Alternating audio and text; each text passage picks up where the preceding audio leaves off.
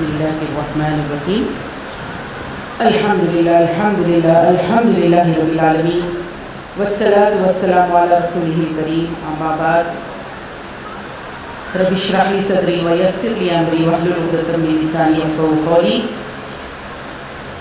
Stage पर तशरीफ़ फरमा ज़िम्मेदारान नेशनल वुमेन्स फ्रंट, मेहमानान और मेरी माओ बहनों बेटियों, आप सबको मेरा प्यार भरा सलाम। अस्सलामु अलैकुम व रहमतुल्लाहि व बरकातुहू।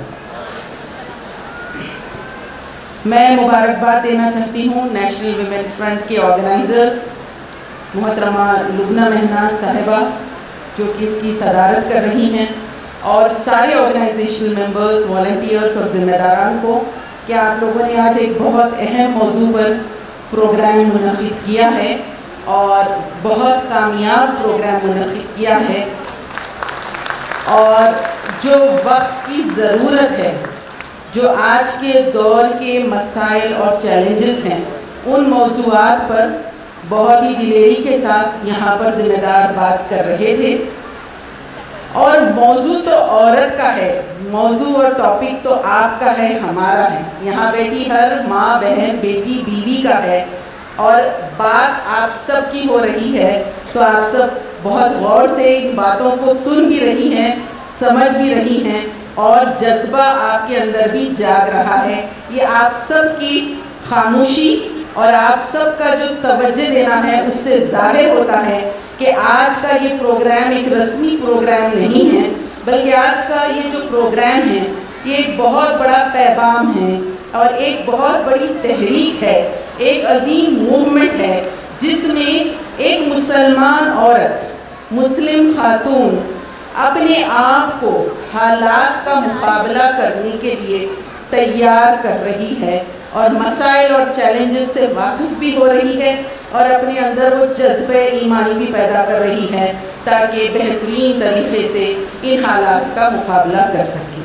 तो मैं आप सबके जज्बों को सलाम करती हूँ, इस तंजीम के जज्बों को सलाम करती हूँ और आप बहनों के सामने आज के इजलास में कुछ अहम बातें बताना चाहती हूँ।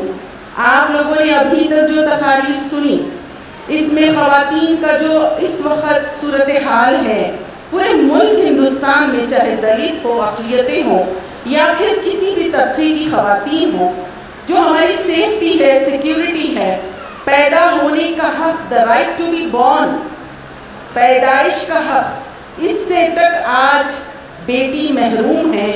बेटी पढ़ाओ, बेटी बचाओ, ये नारा तो है, लेकिन हकीकी सूरत हाल जो है इस वक्त एक औरत की हालत पूरे मुल्क हिंदुस्तान में या फिर आलमी सतह पर भी देखें तो हमेशा हम जब भी जायज़ा लेते हैं, जब भी रिपोर्ट्स पढ़ते हैं, क्राइम्स अगेंस्ट विमेन, औरतों के साथ जुल्म, तशद्दुद, मज़ालिम, डोमेस्टिक वायलेंस हो, डाउरी हो, रेप्स हो, मर्डर्स हो, किलिंग्स हो या रहमे मादर में फीमेल फीटिसाइड या फीमेल इन्फेंटिसाइड हो।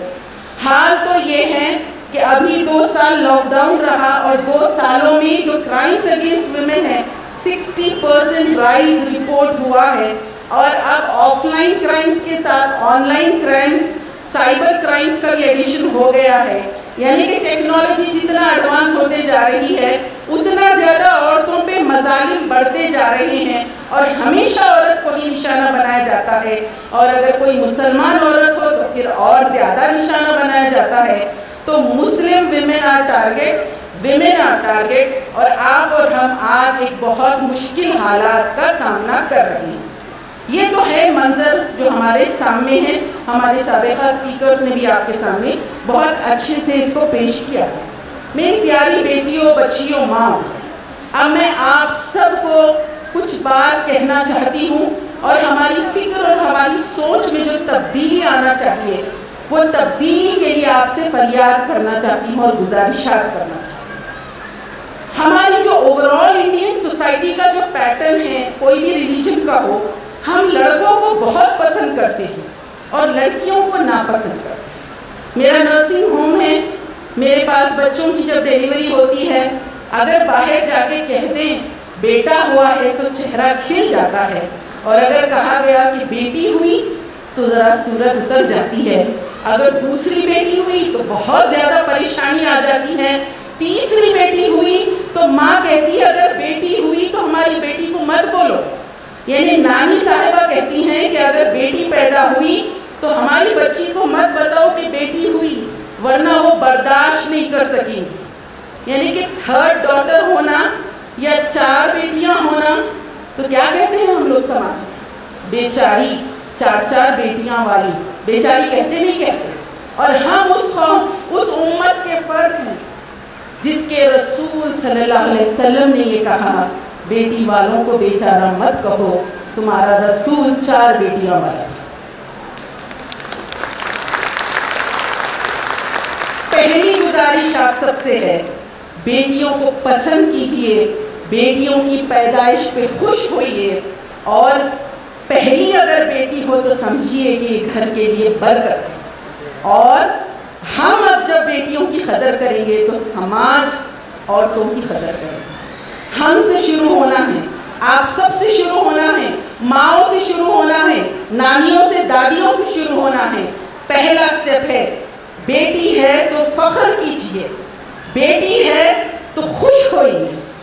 پھر دوسری چیز جو ہمارے سماج اور معاشرے میں ایک سوشل ایول کی طرح ہے کہ بیٹی کی شادی، بیٹی کو شادی کرنا ہے، جہیز جمع کرنا ہے، اور جہیز کے پیچھے جو ہمارا پوری کی پوری زندگی بھر کی جمع پوچھی جو کچھ سیونگز ریسورسز ہیں ہم اس جہیز میں ڈالتے ہیں۔ جہیز دینا لینا دونوں حرام ہے، گناہ ہے، اور ہمارے ملک ہندوستان میں it is a crime to demand dowry۔ لیکن بغیر ڈوری کی کیا شادیاں ہوتی ہیں؟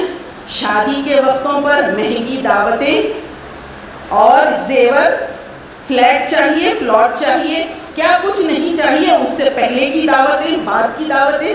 یہ سوشل ایونٹس اور سوشل کسٹمز اور ٹریڈیشنز، سماجی برائیاں ہم کو کمزور کر رہی ہیں۔ ہمارا پیسہ ہماری بیٹیوں کی تعلیم میں جانا چاہیے تھا، ہمارا پیسہ ہماری معاشی ترقی، اکنامیکل اپلفمنٹ میں جانا چاہیے۔ ابھی بہن نے بتایا کہ سینسس کمیٹی رپورٹ بتاتی ہے مسلمان ایجوکیشنلی بیکورڈ، اکنامیکلی بیکورڈ ہیں، ہم معاشی طور پہ بہت پیچھے ہیں، ایس سی بی سی سے بھی پیچھے ہیں۔ ہم کو آگے بڑھنا ہے، ہم کیسے آگے بڑھ سکتے ہیں؟